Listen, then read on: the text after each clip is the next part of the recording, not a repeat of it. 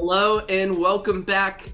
Thank you guys so much for joining us here on the Path to LCS stream. Before we get ready to hop into the fourth round of the second Summer Open Qualifier, Rector, we've got a little break for the fans here as we're going to get geared up and ready to go for the next round with, you guessed it, it's another one of our break game shows. Woo!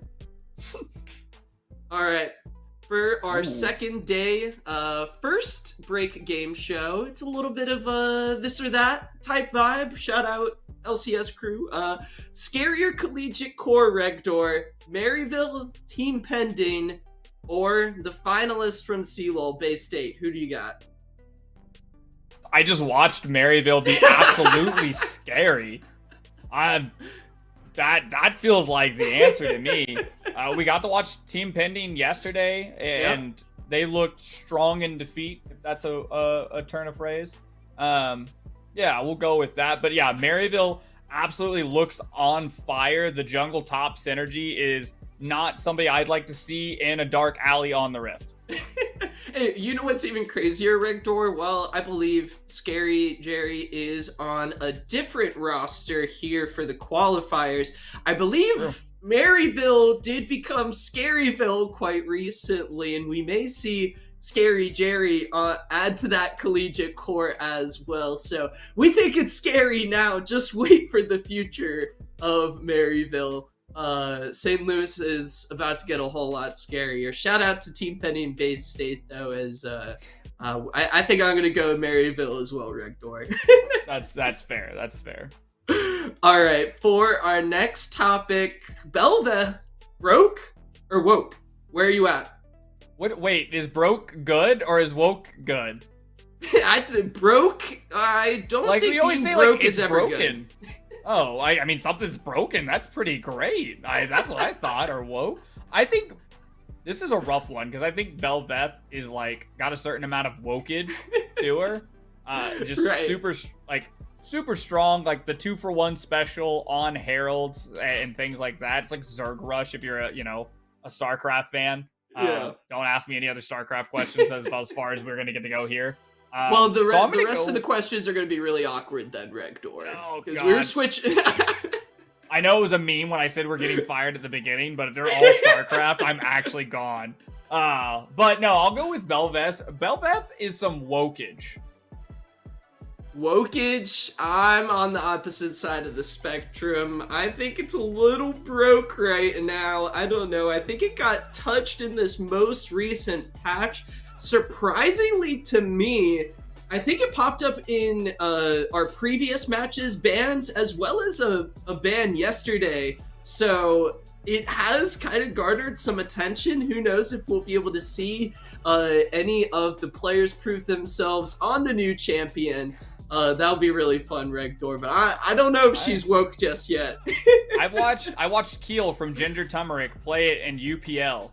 And they were Keel's pretty good. Yeah, well, I heard Ginger Turmeric might have done something pretty crazy in the third round. Yeah, they might be undefeated. Word on the street is that AoE Ginger Turmeric is sitting at 3-0 after round 3. So you guys check out the matchup. I believe they were playing some small teams. On the spreadsheet it says 100 Thieves next. Maybe. Yeah, so maybe, Belveth smacked their way into everybody's hearts there. But yeah, stay tuned for more on that one. Okay, moving on to our next question. Okay, there's only a few AoE squads here in Proving Grounds. Who's most likely to win a beach volleyball game here during the Summer Proving Grounds? AoE main and AoE randoms, or GT and Soupy Time working together?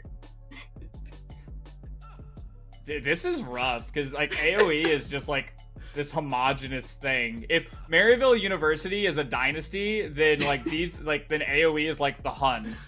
They just take bits and pieces and just put it all together and just I'm gonna go with AoE Soupy Time because it's the newest one, so I feel like they're the freshest on the streets. They got good joints. Well, I'm going to take the opposite side of the spectrum here. AoE main is a force to be reckoned with, and how can you possibly hope to even predict what the randoms are up to? Ginger Turmeric, a little too slow and methodical maybe for the game of volleyball. So I'm going to go with the other side. I'm taking main and randoms in this hypothetical beach volleyball match. Yeah, if they actually ever AoE, if you guys ever actually hold a volleyball tournament, let us know. We'll cast it, yeah, for sure. We don't even need to think about that. We're there. 12 out of 10. Sets. All about that life. Spike. There's a net. Point. Serve. There's a ball. We're on it. Look, we got you guys. Professionals. We got it. It's in our nature, you know? Anyways, moving to the next question. Rector, which champion deserves the Thanos snap? It needs to be erased from the League of Legends universe. So I'm going to speak from the heart, and then I'll use my brain. Be true to yourself, Regdor. Being true to myself, delete Janna. Get as a Samira enthusiast, I would like Janna to not exist against me. If Janna's with me, super pog, big hearts. Against me, it's just the most annoying thing in the world. It makes me cry. I have nightmares about the howling winds of Janna's tornadoes. Have you ever been Winsect? Yeah, the old flash monsoon, you know? Yeah, that's my favorite way to engage. You're a horrible human. I want to let you know that. Live on Castback. That was always my go-to. Janna was low-key like my first champion that I like grinded rank with. I was like, oh yeah, I'm just gonna be that guy who shields everyone, is gonna mess everyone up a little bit. Hopefully not get hooked by the blitzcranks that were roaming around. I'm thinking champion that I would delete is so tough because I honestly really like a lot of the new champions that have come through. Maybe if I could change any like champion updates. Not even the question. No. You don't get to cop out. You gotta Thanos snap them away. You gotta go. I gotta Thanos snap away. I got all 6 stones. Yep. Who is in my heart that I don't even need to think about it gets deleted? Yeah. Maybe Rengar. Honestly, the one-shots scar me to this day. Just, I see it. Sometimes I wake up at night, it feels like a Rengar ultimate's over my head. I'm looking around, is Kitsuo or someone gonna pop up and take me out? I get a little nervous. The poor cat. He just wants to be loved. He's just looking for a hug, man. He's like a moo-moo. Okay, and for our last question here on the this or that break, day 1 of the qualifiers here in the second part of summer saw a few pentakills across the rift, Wixie being one of them on the Twitch. Regdor, I ask you, bold prediction, who's going to be the next one to pick up a pentakill? You know what? I will continue to sing the praises of mobility from Tempest Gaming. The man's cracked and jacked. Yep. He's got the sauce. I've seen him do a pentakill before. I think he's going to do it again. I've got high hopes. Last time the Tempest did end 2-3. We're hoping they can pick up the 3 wins they need this time, because I think mobility is the man with the plan.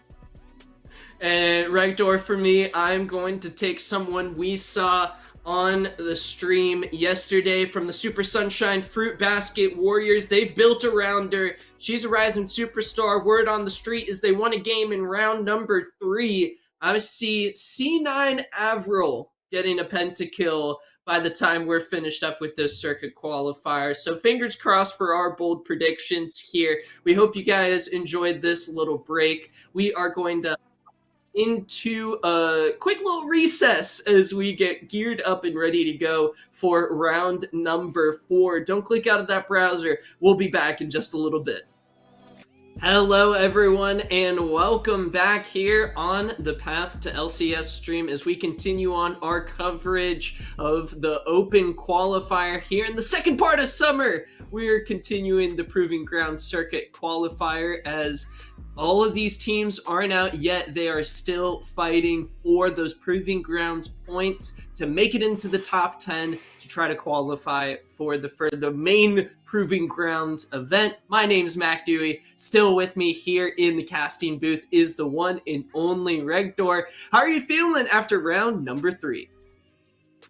So scared and excited. It's just... It's wildness. We've watched so many great games, not only here on the stream, plenty happening in between where I've got to go back and see, like, how did the Kings, the 100 Thieves next fall? What, will Maryville continue on their winning ways? There's so many questions yet to be answered, but they will get answered today. And funny enough, during our this or that game show break, we were trying to figure out, Regdor, are we going to see any more pentakills throughout the open qualifier? Well, as we were talking about pentakills, Sketch on the Cincinnati Fear got one himself over on the Academy stream against Jake's Kittens. So we always got to be on the lookout. These pentakills might pop out anywhere. So you got to make sure, double browser, keep both streams open. Anything can happen here in the open qualifier as we get buckled in for our second match of the day out of 3. We still got plenty of League of Legends action left here tonight. Our 4th round matchup, Regdor, is Large versus TeamFishTaco. It is Taco Tuesday. Woo! That is such an important note. That is the buff they may need. Both teams currently 1-2. Which means they are fighting for their lives. Only way to get to 3 wins is to catch the dub here. Super important. It's a do or die moment, and when your back's against the wall, the pressure is on. 5 seconds left on the shot clock. Can you make it? That's going to be the question here for this all-important round 4 matchup. Well, let's take a quick look at the rosters. We have got some familiar faces to NA fans. Inori in the jungle on the side of Large. Alorum in the top lane for TFT, alongside some other familiar faces. Some veteran presence for the TFT squad as they look to build on the success they had this previous summer qualifier. They finished 3-2. Regdor, they are trying to make it back into the top 16. They have 15 proving grounds points, which as it currently stands is not really too close to the top 10. So they're still very much in contention. They have more hope than some of these other teams like Large coming in with 0. So TFT looking to kind of build on their previous success in Large, a group of competitive players coming with Inori to try to prove themselves here in the proving grounds. Yeah, and TeamFishTaco, most of the roster saying the same. We have the addition of Devin, was on AoE randoms the last go-around, who suffered about the same fate as TeamFishTaco, both going 3-2, making it to the next stage, and then out from there. So hopefully with the revamped bot lane, the narrative for TeamFishTaco, or the statement would be boomers and zoomers, right? Combined forces. That tradition continues on with the veterancy that is Alorum and Winter, hoping to bring this team a little bit further along than they made it last time. And you got to see Draven bans, Zeri bans, bot lane bans galore here in the first stage of the draft. Well, and we see TFT targeting Inori quite a bit. He actually played Belveth in the first round of this open qualifier and got a pretty mean dub, having a huge KDA. Let me double check here. He went, oh my goodness, 12, 1, and 11. So we can definitely see why TFT did not want to face up against that on the Rift. 23 KDA, Regdor. Absolutely absurd, as Inori's going to get his hands on Wukong here, as again, both of these teams fighting for their circuit qualifier lives. Yeah, and there comes the Callista.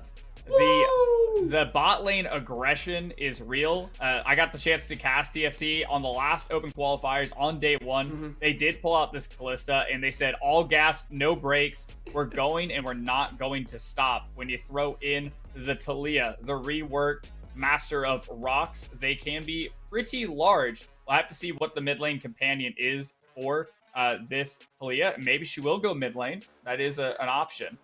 Lucian Seraphine just straight back at him. Oh my goodness, this Lucian Nami lane is just so nasty early on.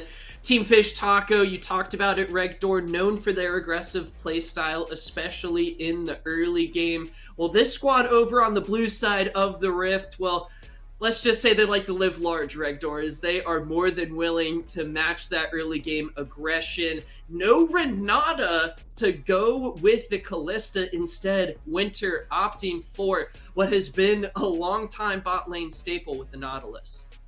I think that's actually a super intelligent play, in my opinion, is that Renata works really great into the counter engage. But when you're playing Enchanter versus Enchanter, Navi just kind of wins that one out, IMO. So going with the Nautilus aggression, get the dredge line in for that all-in threat. Definitely Right. really great little left-hand turn in the draft already, as we are going to see some top lane bans coming out. The Mordekaiser for Kaiser Mord seems like a no-brainer. I don't know that much math, but that math adds up. Yeah, you can tell that TeamFishTaco wanted to take away from some of those just powerful comfort picks. You can guess the king in the top lane, Herr Kaiser. You don't want to give him his signature champion. So Vigar banned away, as well as Ornn. It's going to be interesting here. TeamFishTaco maybe saving that red 5 pick for Alorum up in the top lane to get a favorable matchup.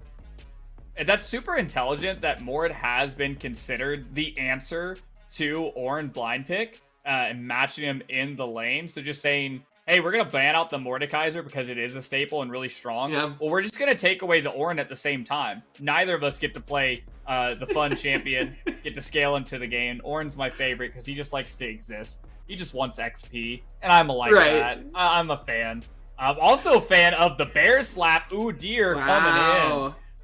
Sounds good. Limo getting a pick that they can absolutely do some work on. Gwen instantly locked in response for the Kaiser. A win, actually, on that pick early on, as well as the Lissandra.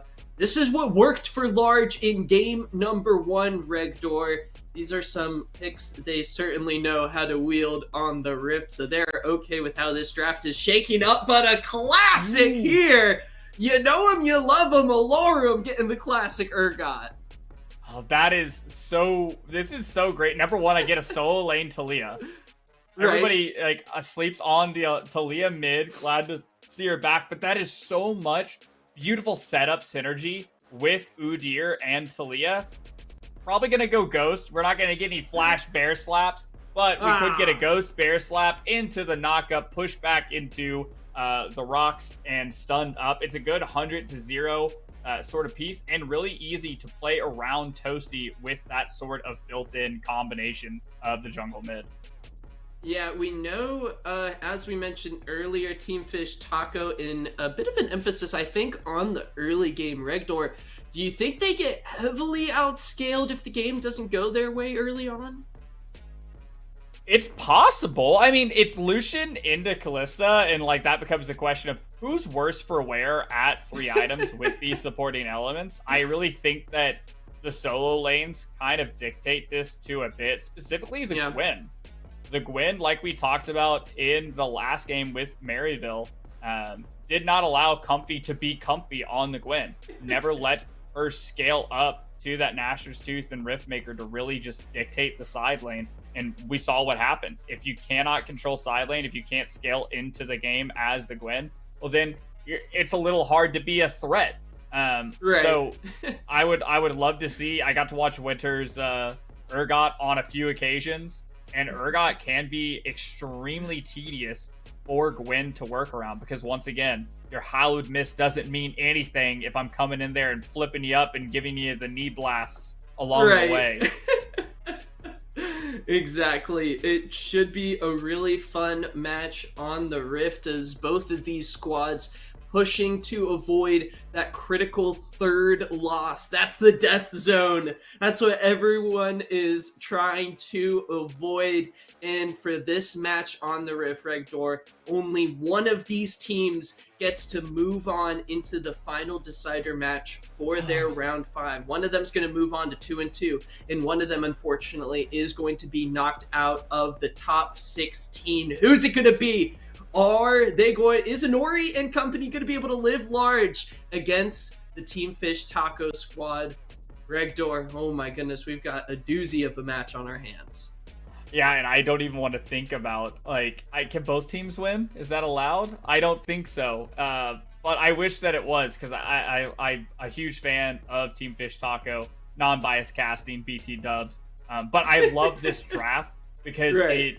it from the side of TeamFishTaco, it has a singular concept of going in.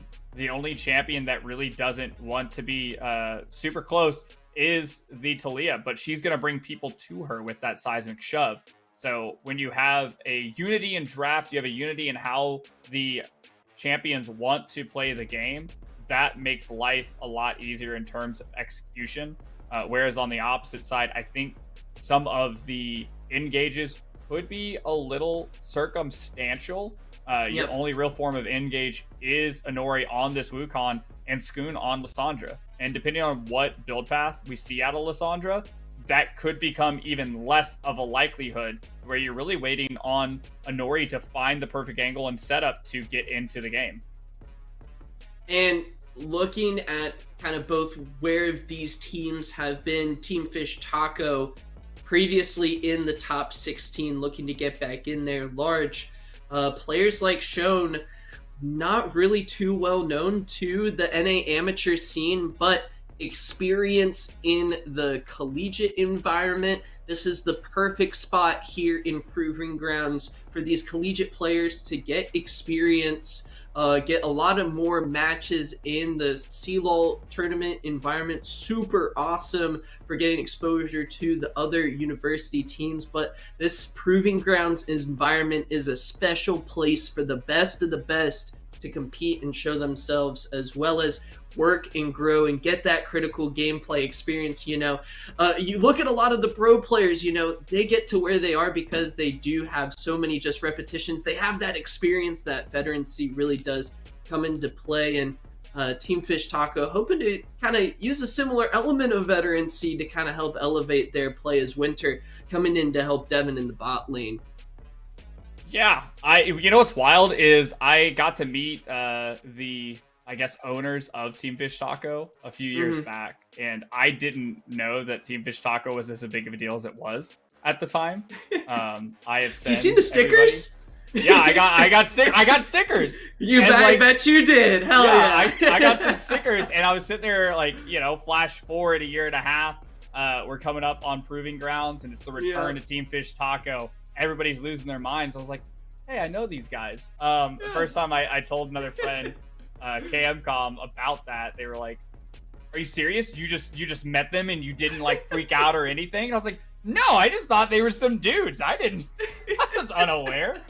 So super great TFT storied organization in the amateur scene with some really storied players that are trying to make the run. They do not want to go home unhappy, but sadly, one of these teams is going to not live large, as the team may say. Well, Regdor, I could imagine you being as chill as a sloth, meeting some of those big stars in person. Cool vibes for you, as always, my friend.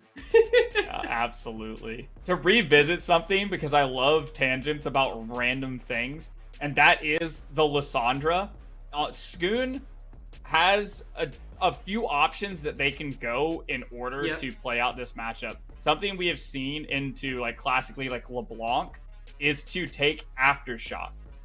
To be able to get in there with the Winter's Grasp into the root, Rockstar Aftershock helps mitigate that damage. Or whenever LeBlanc would come into you, you could just easily root them and disrupt the trading pattern. That takes away, obviously, some of the damage. But when you have a Gwen that's also a huge AP threat, it could make up for some of that and give better pseudo engage to the side of large. Because for the side of TeamFishTaco, they have so many different ways to start fights with the seismic shove, with the bear slap, with the dredge line, and the list goes on and on. You know, Fate's Call, there's so many pieces they can use. So that's my big question is how is Spoon going to play out this mid lane, and how are they going to be able to hopefully provide that secondary source of engage the team is going to need in order to really get in there and start the fights off. Yeah, it's so tricky looking around how kind of this TeamFishTaco comp is going to be approaching you. Your eyes got to be everywhere, you know, and really I wonder how much of this game is going to be dictated by how well these junglers can control the map with the supports. I feel like when you get into these big, heavy engage compositions, what gets sort of tricky is, well, just look at last game. Zyko, you had no idea where the Bard was coming from, and that makes it that much harder to kind of plan around the map movements. With these engages, the macro is as big of a deal as how you're actually using the ability to engage. If large is controlling the map with wards really well, TeamFishTaco, they're running straight at you, and with the Nautilus hook coming in, with Udyr, you know, he's just a man with a bear stance running at you. So it'll be interesting how TeamFishTaco, I think, set themselves up with not only those easy engage options, but they've got some long-range advantages to kind of play around with. Lorm and Toasty can hit you from a mile away. Summoners, the game has begun. Round 4 commences. Welcome onto the Rift as we continue on our coverage here in the second summer circuit qualifier for Proving Grounds. TeamFishTaco, Winter, and Devin going to be spotted out there by the ward. Yeah, does have access to that early scanner. It looks like they'll be able to spot it out. They may just continue on with the bush strat to try to get that early level 1. We do have cleanse on Devin. Devin is, I don't even know how to say Davidi. That's Devin. Same letters, different order, just to keep it all on track. This again is the live server, not the tournament round, so experiences or usernames may vary. Yeah, we got Ninim in the bot lane for the side of large, partnered up with Lin. Both of these bot lanes looking to just play so aggressively, and it's going to be TeamFishTaco starting off in the bush. Lin and Ninim kind of playing backwards. We'll have to see if the minions can protect them. There's an opening. Devin and Winter are starting off this game with a fight. Devin getting real low. The Ignite and Exhaust lowering him down to press the attack, doing a lot of damage. Devin looking for the kill. Auto attacks. First blood going over to large. They're living right, baby, as they get the first kill. That was almost a one frame off, and that goes the other way. All summoners blown in the bottom lane except for the support's flashes, and we can see that neither team is willing to back down. It is going to be bot lane Armageddon from here on out. And getting behind this lane of Lucian Nami early just seems kind of like a nightmare. TeamFishTaco, that play not going the way they wanted to whatsoever. And we've experienced this just yesterday, how dominating this duo in the bot lane can be, how much river presence on the bottom side of the map they can set up. Right, and this is the gamble, or the gambit if you're a chess fan, that is set up when you pick the Kalista, is that you either go through the gambit and say, we're going to match you with this early game aggression that doesn't scale as well, or matches the scaling of Kalista in the Lucian, or they opt out of the gambit and say, we're going to beat you via scaling with something like the Zeri, Jinx, etc. But losing out on that first kill, does it end the game? Absolutely not. A lot of life left in the bottom lane of TeamFishTaco, but it does look as though Limo is not going to be allowed to touch that scuttle. And there is the bot lane presence I was just talking about in the river. They don't really have to be worried too much about the lane, but let's see. Winter, that's a dash over the wall. Ninum with no flash. TeamFishTaco, Devin has a level up. They're going to look for this 3v3. Winter gets real low. Limo previously low. The health advantage is there for Large. Kaiser on the top side getting low as well. Limo gets taken down. Look at this bot lane domination from Large as Devin gets taken down from Lin. The bouncing wave connects. Winter barely surviving. Has to back off. TeamFishTaco get a little something on the top side of the map, but it is Large gap in the bot lane. Ooh, that is the power of Electrocute on Nami, as we see. Just able to output so much early game damage through press the attack as well as the electrocute. That interaction on her E is quite the thing for auto attack based champions that makes her such a strong pick in the meta right now. And as we saw in what felt like could have been a really good engage from TeamFishTaco, just turned on its head in an instant. And now look at this huge first back Inori gets. This is pretty much everything Large could have hoped for. An early Sheen longsword on the Wukong that may tip this bot top 2v2. But look at the flash. Alorum looking for this kill onto Kaiser. Limo is there for the gank. Inori nowhere to be found in the top lane. Kaiser gets clawed by Limo. The Tiger stance doing work. Alorum with the flash to set up that play on the flashless Kaiser.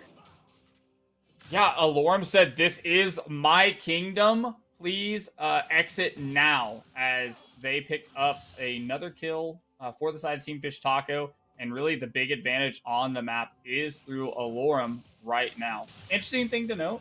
Super excited to see Toasty Alex has the first strike on Talia, which, as we know, it's kind of like a little stimulus package. You know, you throw some abilities out, you get to hit first, you get a bit of gold. It's a huge boon when you're able to proc it first. And luckily into Lissandra, you've got a lot of opportunities with all of the rocks that she will be throwing out to be able to proc it first and get ahead of that power curve, if not through just kills in CS alone, but just passively through the use of this rune. Inori a level down on Limo, invading here with Shone. Limo may have been spotted out here. No flash on the Udyr. There's the ultimate coming in. Inori dealing a lot of damage, but are they going to go underneath the turret? They can't. That's Lissandra ultimate used for naught. Unable to get a kill there. It was a really good play to look at. Alex obviously could not rotate on the play, had to catch the wave under tower. So really great invade timer from the side of Large, but Udyr a little too strong just to be able to walk it out. As a reminder, tower damage got buffed in the durability patch. Only the tier 1s got rolled back on patch 12.11. So going underneath of a tier 2 just could spell the end of your life. Got to be especially careful on these dives. The Callista Ghost gonna spot out Team Large here, taking down the first dragon of the game. That bot lane advantage should easily convert into maybe one or two more dragons, as we'll have to see how well they can control the rest of the map. It is top lane city, though, for TeamFishTaco. Alorum with a level lead. Limo getting the invade. And that's exactly makes the life of a jungler easier, is when you can do these invades based off priority. Toasty Alex there to back Limo up. Oh, Ignite on to Limo. Inori doesn't have the ultimate quite yet. Decoy not going to help. Lin, meanwhile, getting very low on the Nami. It's a lot of damage from the Callista Nautilus, but look at Ninum getting a kill. Takes down Devin. So far, it's a 1-for-0. Lin barely survives, and it is Large taking over through the bot lane. Tidecaller's Blessing press the attack on Lucian just does so much damage, and they have an equal vision of how the lane plays out. Take out Devin. Do not allow the Callista to do what Callista wants to do, and that is hop around and auto attack. Every time we've seen what should be an even trade, not turning out that way. It is going to be a face-off. Alorum on the top side of the map, Ninum in the bottom. Who is going to come through stronger? Well, this Rift Herald, we're thinking TeamFishTaco with the advantage. This should be their objective. Inori 1v3 situation not really working out, but does force TFT to back away from the objective for the time being. Yeah, the presence on the top side of the map that Alorum has right now has to push the advantage and not give any chance. They saw that Kaiser was able to come back into the lane, and the lane was almost frozen outside their tower. So just hit a quick reset here, get winner up on the top side to make sure that the numbers stay on the Taco side of the house, to be able to pick up this first neutral objective for them for the game. As some may know, first Herald, pretty pog, gets to put money into the pocket of whomever's lane you get to bestow such a great gift onto. If I'm in solo queue, I always ping, my lane's available, bring it down here. Please, Mr. Jungler, of just course. a little bit of gold, right? Please, sir. Please, can I have some more? Yeah, absolutely the case, as Skoon is doing a little bit of sightseeing right now. Oh, Rooted does barely avoid the dredge line. Winter can't lock down the large mid laner. Oh my goodness, that was so close. Meanwhile, here comes Inori. This could be a 3v4 advantage. Ninum looking to dash over the wall. Here we go. Colleen just destroys Limo as Devin falls next. Large playing around their bot lane. Get 2 kills. That was a wombo combo city there. The flash stun from Skoon just sets up everything. And that's exactly what we talked about in draft. Skoon has to be sort of the secondary form of engage for Inori to get max value out of the Cyclone. Easiest way to get a max value out of the Cyclone is if 3 people are already locked down in the process. Meanwhile, look at Alorum in the top lane. Eclipse is online. The carry got has arrived. We'll have to see where this Rift Herald goes. Maybe Limo uses it to open up the map a little bit. That top lane and mid lane turret, both only on 3 plates, I believe. Yes, and this is a pretty good spot. Alex was down a bit of CS here in the early game, but able to trade out, as Limo's going to run face first into Inori. No Cyclone on the Wukong, but that's not going to stop Inori from engaging the bear stance. The Ghost, he's too fast. You can't catch him. Shone's going to try. The Ice Shard can't slow him down. Maybe Limo gets out. The Rift Herald takes down the turret, and TeamFishTaco, despite being down 4 kills, are up 1,000 gold. Can somebody cue the Benny Hill music? Limo just got out like a bandit. Drops the Herald, gets the gold, runs away. Not here to answer any questions, but he's opened the gates. He's got the movement on the map, and the first tower going to the side of TeamFishTaco, giving them a little bit of a lead here in the matchup. Meanwhile, in the bot lane, it's like a tale of 2 sides of the rift, you know? Here we have Alorum in the top lane with his mythic completed, and Kaiser in a very rough position.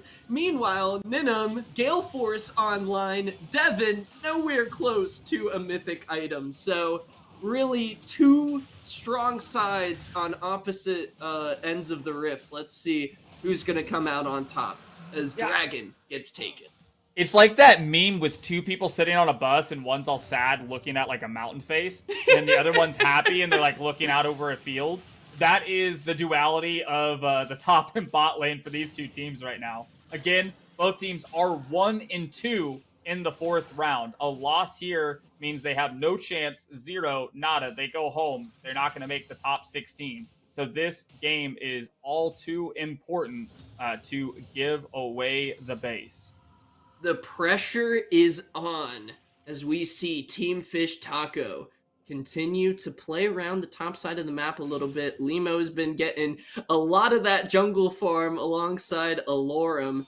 Meanwhile, Inori with ultimate available, shown using the teleport to get back into lane, does have the ultimate available as well. So both teams with really I think Regdor pretty easy engage to kind of execute on, but with this durability patch, the easy engage doesn't necessarily always guarantee a kill. Yeah, Limo's living proof of that about 3 times now. The man is a menace running around the map. But it feels like if you're a TeamFishTaco fan, all eyes are on Alorum. He is ahead. He is large and in charge on the Urgot. Mythic item online, sitting on that Caulfield Warhammer as well.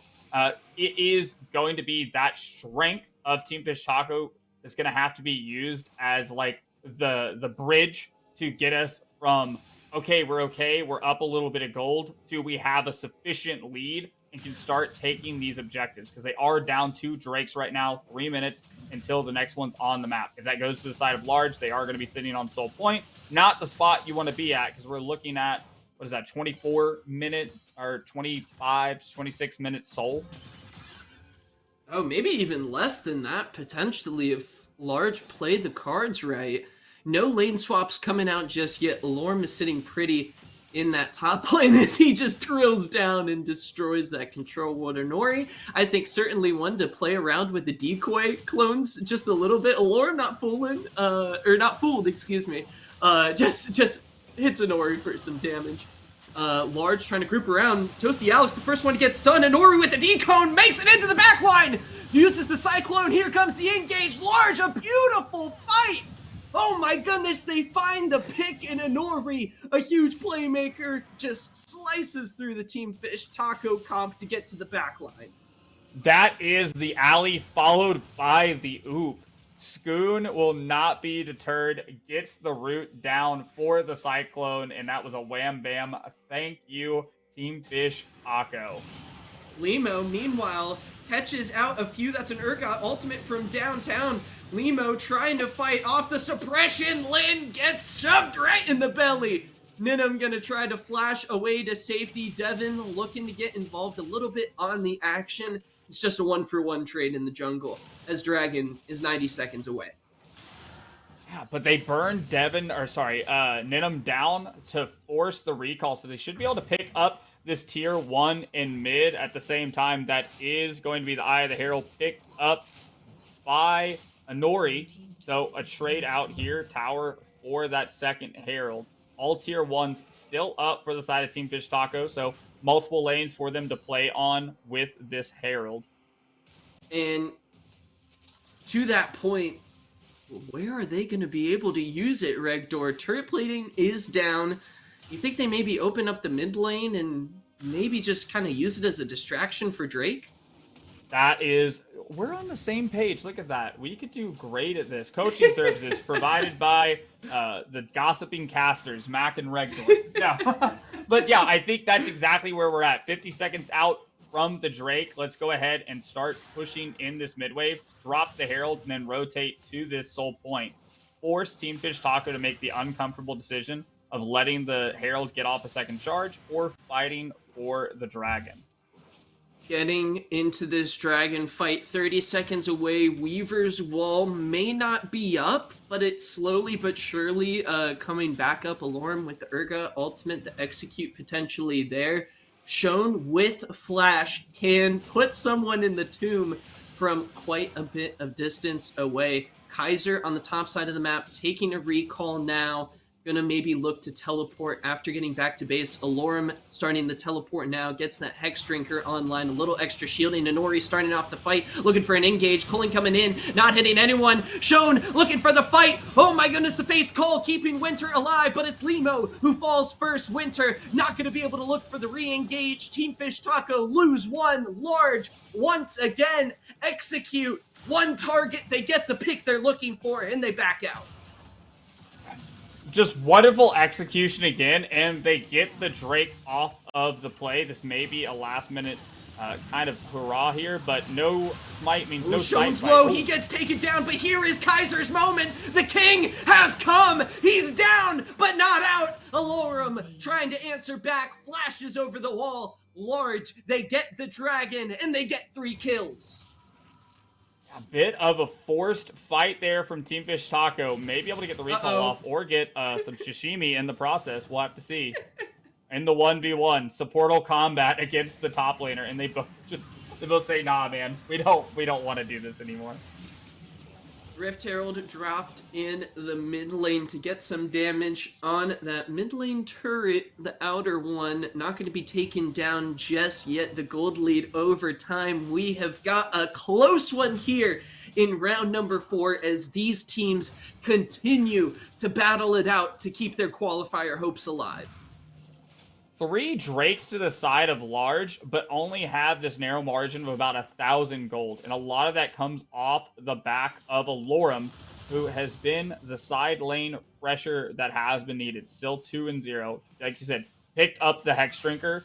Works very well with 2 AP solo laners in the form of Gwen as well as Lissandra. So we're going to have to see, does he have the big boy carry pants available? How does a crab wear pants? Is it one for each leg? Is it just the 2 front legs? That's a lot of denim either way. Or maybe it's like joggers. That's like what the kids are wearing nowadays, right? Yeah, right. Okay. I don't have any joggers on right now, though. I'm rocking the basketball shorts for the cast. Gotta stay loose while we're in the Proving Grounds qualifiers, man. Anything can happen here as TeamFishTaco are somehow keeping up with the gold lead. They've got 3 turrets taking down and are moving Alorum around the map just so well. Yeah, the carry got is available, is online here, looking to get the first tier 1 on the top side of the map. Hopefully TFT looking to take the tier 2 on the bottom side in response on the cross map. Just Scoon all by themselves down on the bottom side. Large not making the rotations here. Shown just forced to give this one up. The cannon minion survives. That's a mini dumb. They'll take it. 90 gold in the pocket. Regardless, Baron is up. Nobody really probably looking for that anytime soon.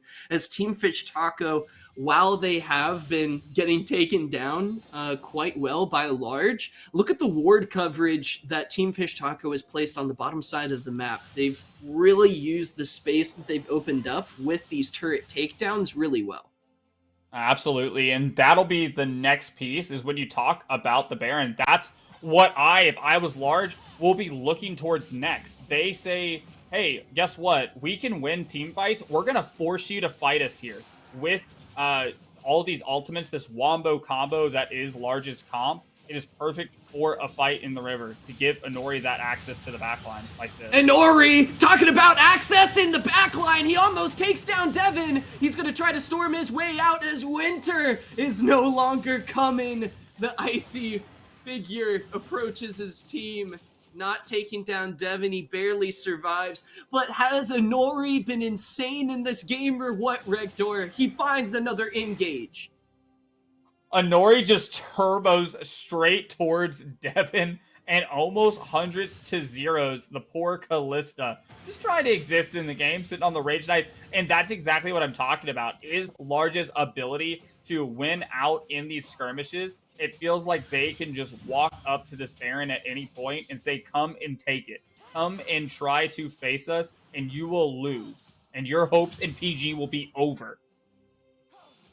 Hopes on the line here, as across the board, experience-wise, we're dealing with very similar levels in the game. Not only is it a close gold lead, but nobody's been too hard forced out of the game. Devin, while he doesn't have a lot of gold, is equal in level to Ninum, so not the worst position. Infernal Soul getting ready to spawn on the map. Inori and the rest of Large are going to start rotating down for this objective, but Rector, it spawns in 20 seconds. I wonder if they're going to be ready.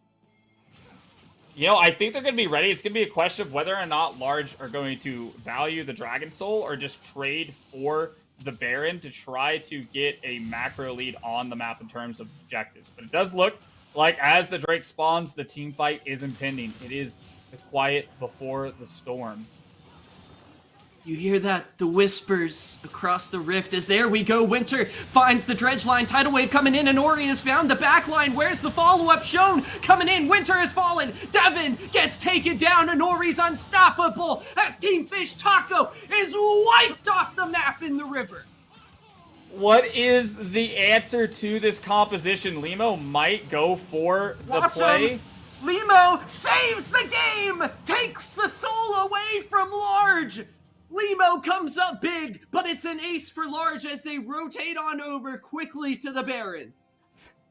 That was the Chad Bear move. Walk in, bear slap it, and smite, take away the soul.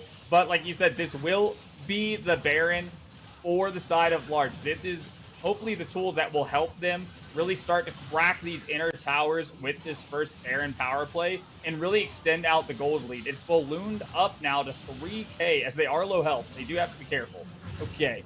Nobody lost to the big purple worm. And now as we can see that huge spike in gold right around that fight, eventually getting the full-fledged ace, but denied the soul. TeamFishTaco holding on again. We can't say it enough. The desperation plays are out of desperation. TeamFishTaco are starting to feel it now. They're down 4.5K gold, down 19 kills to 4. But still hanging on to their hopes here in the open qualifier, the second part of summer, where dreams can come true. TeamFishTaco trying to build on their success they had in the first part of summer, but here come large in the mid lane. The siege begins with purpled up minions. And not a huge answer. Cannot defend the tier 2 on this play. Just going to have to give it as Alorem looks to get the solo golem down here on the bottom side. Kaiser getting real low, but there's the ultimate in the belly. He saved! Inori goes godlike as Kaiser hangs on for a little bit longer. Godlike might be the word for that. Saving Kaiser from the brink of death. 1 frame difference, and that would have been a dead Gwyn. Oh my gosh. It's just turning up all team large with this play. That allows the perfect push onto the bottom side, TPing to the cannon minion to keep the siege going. And to keep the cannon minion alive, a double cannon wave. Oh, the final turret shot takes him out. They aren't able to hold on to that cannon. Let's see, Inori stunned up with this inhibitor turret. TeamFishTaco, Regdor, they can't answer. Now they are going to have to try to weather the storm here after this play. It'll be a question of whether or not Team Large chooses to keep the siege up. It's important to note, in the course of this game, Skoon went to college. Skoon is now educated, has the Medjais. He's been looking at the books. He started with the class ring, maybe, and yeah. I like to say that they started with the Infinity Gauntlet, and now they've upgraded to the Darkhold. If anybody here is a big nerd like me. Right, of course. Big Darkhold energy coming out from Shone as he has been just using... it's been so many big engages with Inori. He finds his way to the back line as well, and huge W's, huge ultimates coming through. And TeamFishTaco trying to avoid getting put into the final frozen tomb of defeat. And that was the wild thing, was it looked like in that dragon fight that Winner might have found the answer to interrupt Skoon on the way in, but is able to just use that frozen tomb on themselves and create like basically the same effect. So they tried to get the 1-2 counter, but the 1-2 still came through as they are setting up vision here. 1 minute, 20 seconds until the Elder Drake is online. And if we know anything about the Elder Drake, is it has a real good opportunity to flip the game on its head. Big chance here.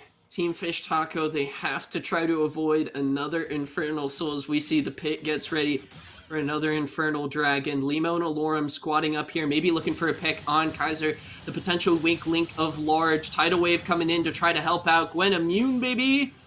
Able to back away. Now it's large grouping up. They're living together.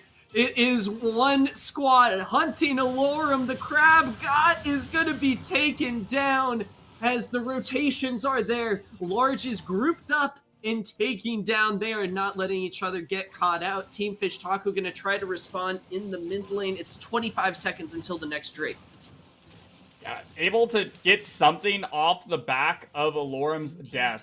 Again, Alorem has been the pride and joy of TFT in this game. The biggest advantage they've had thus far will be taken down. Will not be up for the beginning of this fight. So TFT has to either find the Miracle Steal on the back of Limo or just try to extend out the fight so they can get there with Limo. Can he do it? He may have revealed himself too soon. He's going to try to run away, but he's caught in the Cyclone, and Lin gets the kill. Weaver's Wall zoning off the rest of Large, but the Infernal Soul is claimed, and they get a huge damage boost for the rest of the game. Yeah, you know, I was saying Elder Drake earlier. My mind is blown. I forgot that Limo got the steal there. My B, guys. But, hey, now we've got just a little under 5 minutes until the Elder Drake actually comes online. But you can just see how much this gold has now ballooned out. What has been a close game isn't so close anymore. The monkey is a mad lad. Inori has just been the bane of TeamFishTaco's existence this entire game. I do want to note, Lin right now, 100% kill participation on the Nami. This has been a team game from Large, working together to slowly but surely take apart TeamFishTaco one player at a time in each and every fight. Inori, with Flash available, doesn't have the Cyclone quite ready just yet, but Baron spawning in 15 seconds. Large prepare for their next big objective. Now, do you think that Lin, goes, full Chad? Wait, hold on a second. Talking about Chads. Alorum. Oh, the crab. I think it's the late game where Gwen does pretty good, and Kaiser is feeling much more comfortable now versus the early game. Does have teleport available. So it will be a 4v5 as Inori, no fear! Limo gets caught out, the damage is coming in, Shone is zoned off, Toasty, Alex, Limo is the first to fall as the bot lane for TeamFishTacos are the last ones standing. It's a double kill for Skoon as Large pop off. Inori, another huge engage. It's been their bread and butter as they are just completely coming together now. Inori not even carried. Say, we'll save the minion wave. We're taking this tower now.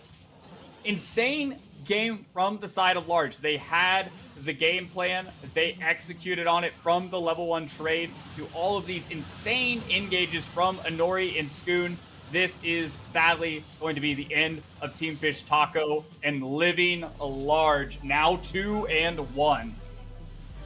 2-2 as they head into round number 5. Their hopes are still alive, Rektor, as TeamFishTaco, a former top 16 team, is knocked out at the top. It's Summer Part 2, baby. We got more teams. We got even closer action, and we're just getting started. It isn't even the final round just yet, Rektor.